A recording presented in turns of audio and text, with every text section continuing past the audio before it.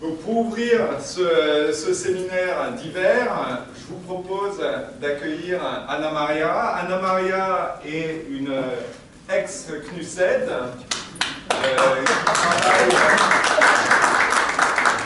économiste qui travaille actuellement sur des recherches personnelles autour du commerce, du développement et de la protection des consommateurs. Elle va nous parler des opportunités offertes par les objectifs du développement durable dans le cadre du développement d'une coopération productive.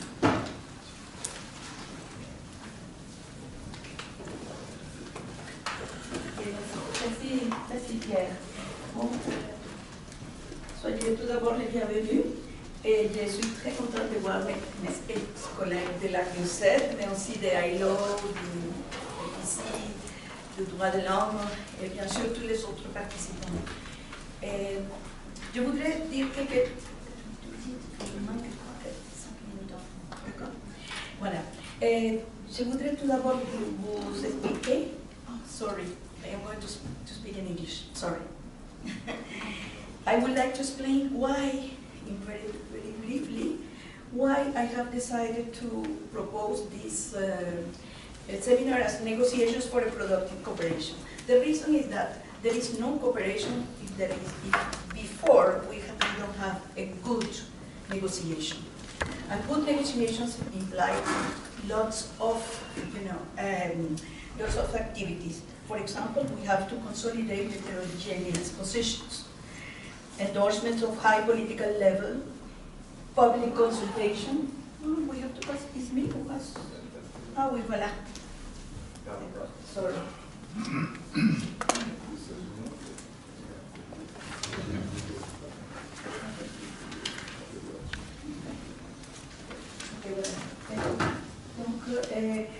Consolidate heterogeneous positions, endorsement of high political level, public consultation, and particularly avoid having a silo approach. Then there is also the need for flexibility, proceed incrementally, leaving enough space for less advanced partners who have to assume more demanding commitments at their own pace. Formulate common positions, and at this point I would like to, to refer to the CFTA, because thanks to the organization through the regional economic commissions, we have been able to promote, a continental free FTA, which is already now in the negotiation terms, no? And then an opportunity for emerging economies to strengthen their international soft power, and that brings us to the question of the South-South cooperation. I would like to say some few words about an experience, a previous experience of Latin America, because of course I am a Latin American, and I will also share with you some issues on Latin America. In the case of the FTA, which was the free trade area of the Americas, which never was concluded, there were, some lessons for Africa, and I have discussed with my friends, including Elizabeth, including Olmane, and those who are present here, that there is a need for leadership, but this leadership cannot become the driver of negotiation. It has to be the summary of different proposals. Then there is also the need to have differences among participants and make possible the participation of the civil society. It will also have to formulate common positions. And of course, because this was an experience which didn't come through, it is important to learn from previous experiences. And then, because we are talking also about South-South cooperation, there is a need to speak about triangular cooperation. This triangular cooperation implies, the participation of southern countries, 2 or more countries from the south, with the support of an emerging economy or a developed country. And then also sometimes it is important to have a development program. I will pass you the PowerPoint later so you can go deeply into these subjects. No? Then we are here talking about the UN agenda, the UN Agenda for Sustainable Development. You know that we have 17 goals, And this presentation, my presentation, will deal with the goal 17, which is the need to develop partnerships. Why that? Because I think it's really key, a crucial issue to have partnerships in order to become able or to be able to put forward and to apply the different goals. Assume there is some other colleagues are going to speak on other different goals of the agenda. You will enjoy that presentation later on. And now it is my turn to speak a little bit about cooperation with the South, the other South, which is Latin America. These are the integration mechanisms, and they are all, moving and being consolidated, negotiating. For example, I can mention the negotiation between Mercosur and the Pacific Alliance. Mercosur has 4 members in the South. Pacific Alliance is a new model which is targeting, market access. And this is very important because they need to, to become and to negotiate very strongly in order to put forward a common agenda. The other one is the negotiations between Mercosur and the European Union, which are also taking place now. But besides the mechanisms which are, in place, integration mechanisms, we have also other institutions that promote dialogue, consensus building, and political coordination. One of them is CELAC, the Latin American Economic System. Then the other one is UNASUR. And I would like to, to mention that there are the CELAC, which is the Community of Latin American and Caribbean States, which comprise 33 countries, all Latin America and Caribbean countries. By the way, in my presentation, although sometimes I mention Latin American and the Caribbean, in fact, I'm going to speak about Latin America. The Caribbean has already lots of schemes and integration, integration programs, and they are also members of, the Caribbean Pacific Association as well. Then, in Latin America, of course, as you see, it's a huge, world also, but it's complicated.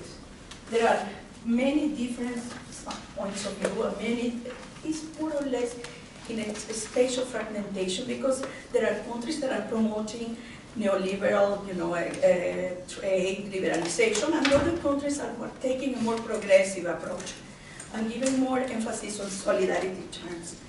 And this is what makes it difficult to negotiate. In any case, in spite of that, CELAC is at present in terms of negotiation with the European Union as well.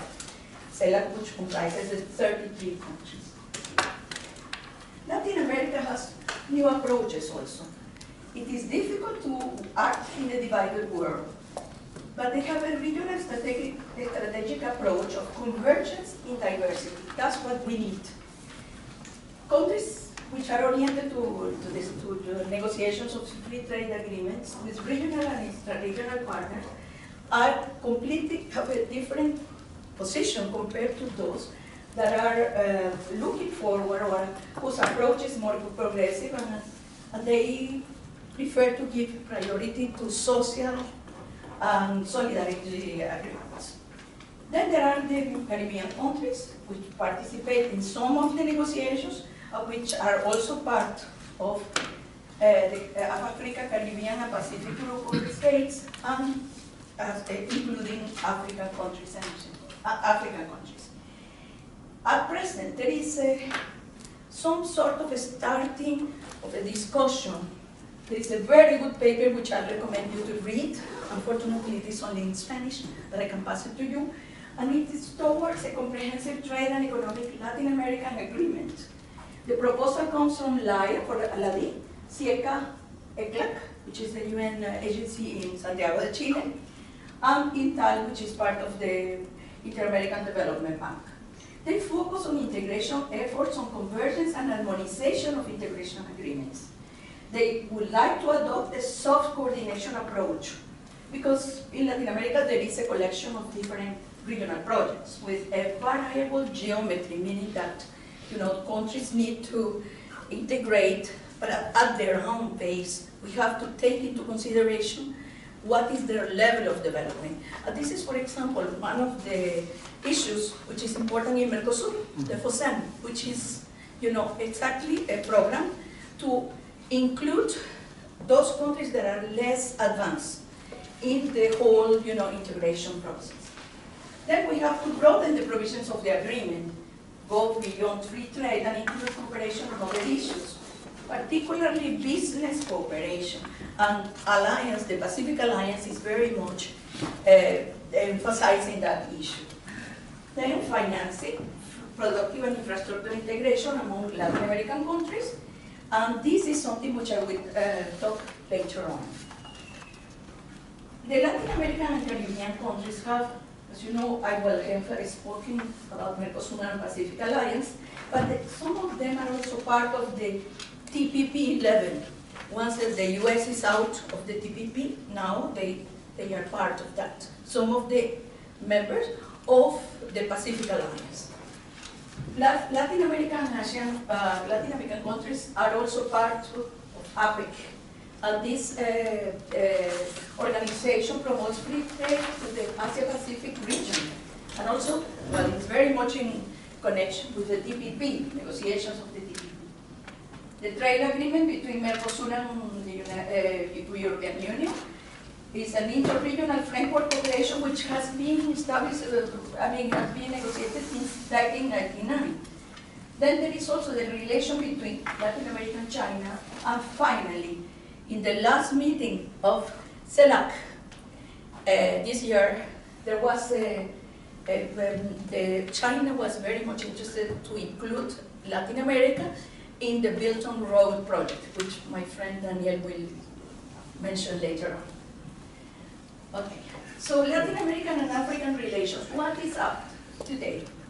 In fact, they share similar interests in the international arena, like problems of international financial architecture, food crisis, energy, climate change policies, young populations, natural resources. But mainly, they have to overcome the poverty trap, and there is a link with the Agenda 2030. Then, bottlenecks. They have lack of information, competitive structures, complementarities, inadequate transport structure. Believe me, that it's difficult to find documents on Latin America and Africa. And I think I encourage my friend from the Droit de l'Homme, also Daniel, maybe we could think about, because it's really, really important to have. Also, Christian could take into consideration that you can search in the web, it's impossible to have information. But in any case, it's a good issue to promote Latin America and Africa. Increasing the diplomatic ties are much important now, but on a South-South type of dynamism. I would like to mention some of the countries that have been a little bit active on this: Brazil, Cuba, Venezuela, Egypt, Tunisia, Algeria, and South Africa. I am, as a Latin American, I am very much, eager to promote relations with Africa. It's very important for us. Brazil, Africa. My friend has been very much, he sent me some papers yesterday. I couldn't say too much about Brazil and Africa. I used to think that Brazil was a very good promoter of the whole dynamism, strategies and everything. But apparently now, the situation is a little bit difficult, because Brazil is targeting and is trying to get some other cooperation schemes, mainly with the North, and with Asia, Pacific, and so on. The continental free trade area. Well, of course, we are here to listen to experts. Christian is going to speak about the CFTA. I can only say that I think it's a very good idea to go through the regional commissions, because that way little groups can represent the voice of national, of governments, and particularly those who are less developed. The roadmap, is there. Apparently the first stage, which is a strengthening existing regional economic commissions and establish new regional economic commissions in regions where they do not exist, that has been completed. And then we have other issues which are pending. Others have been, in place. And my friend Elizabeth Gachuri was telling me that she is working on a chapter on competition, which is very important. And I want to say that I am very much pleased that two of my former colleagues in UNTAD from competition are here today. Three, sorry. I'm sorry. Okay. Asian Cooperation and the Belt and Road Initiatives. Again, we have to think about the role of China, the role of Asia in Latin America and in other countries. But also, it is very interesting and a little bit confusing for me to understand the role of APEC, how does it relate with ASEAN, and then there are RCEP. But I think there is something which I really appreciate, and is the recent talks on partnering the new dynamism for a comprehensive, connected, and integrated Asia-Pacific, which was in November 2017. And this is in line with what I have been telling you about the CFTA. So I think Daniel will clarify something more about. Okay. So this is the One Belt and One Road Initiative. It's open for cooperation with all countries. It is supposed to be harmonious and inclusive by advocating tolerance among civilizations and respecting the paths and modes of development, which is very important. And if Latin America could be inserted, it's just fantastic. I think the relations with Africa are already taking place. It follows market orientation and will abide by market rules. It seeks mutual benefit by accommodating the interests and concerns of all parties.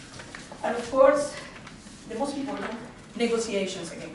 Wide consultation, joint contribution, and shared benefits. I would like to tell you that this negotiation for a productive cooperation seminar is the second one. The first one took place in Caracas, Venezuela, at the beginning of 2017 for the Cancilleria, for the Ministry of Foreign Affairs. IPSA Fund, another type of cooperation agreement. There are many others, but of course this presentation doesn't give enough time. The IPSA Fund, which is important from this, is the fund, which is a fund for the alleviation of poverty and hunger that is managed by the South-South Cooperation Organization from the UN. And we are back to the BRICS. Everybody knows about the BRICS. And what is important is that, because there is no possibility to advance in a cooperation agreement without financing. So the important thing is the new development bank, which was established in 2014, which facilitates, mobilizes resources, and promotes infrastructure and sustainable development initiatives in BRICS countries and other countries as well. And as you know, well, Brazil, Russia, India, China, and South Africa are participating. Sorry. How can I do? I didn't count on this. Okay. Financing. I think there is no way to think about the Agenda 2030 without considering what the financial part. Financing for developing goes together with the agenda.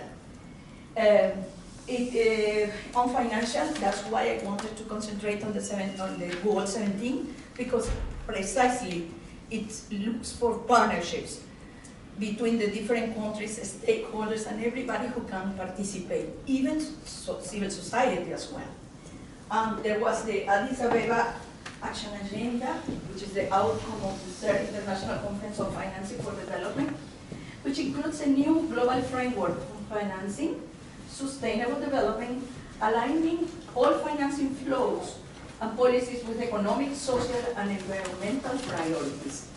The agenda calls for national, regional, and international development banks to support the agenda.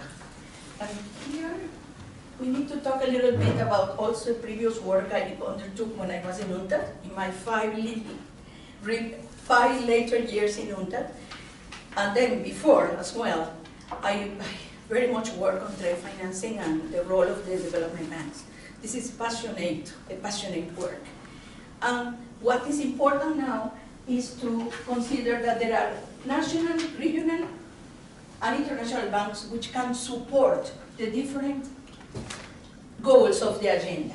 And here I would like to say that, for example, in Latin America, there is the Development Bank of Latin America, CAF, the Foreign Trade Bank of LADEX, Central American Integration Bank, with the BNDES, and Afro-Exim Bank, Indian Exim Bank, Nigerian Exim Bank. All of them have found a common place to discuss through the global network of Exim Banks and Development Finance Institutions, which is associated with UNTAD. And I'm pretty sure that some of you would like to speak about it. Well, thanks a lot. Like, put it in a nutshell, I would say, like, hard thing in negotiation is to make countries with different level on to accept and to define same objectives and same activities.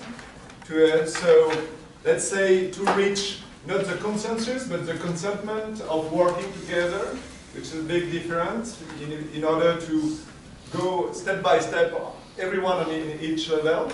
Second thing is like Latin America and Africa are sharing the same, let's close context in terms of like not like history, yeah, I would say historical, but like past problem, same in terms of resources and let's say in terms of objectives. I would also put in front the problem of competition and posture of the southern countries towards their north-south cooperation and south-south cooperation, because it's not the same posture when you are dealing with northern countries on how to set up international cooperation in your country, when you are dealing with southern countries where you are sharing objectives and resource. So there's a question of posture for every country, which is hard to set up, and negotiation is important in that. We finished with the role of development banks, and let's say in more general blended finance, on how this financial institution can be placed for negotiation, for discussion, and how they can foster and promote some international cooperation activities. Would anyone have any feedback? I mean, like, it's time to, or any question on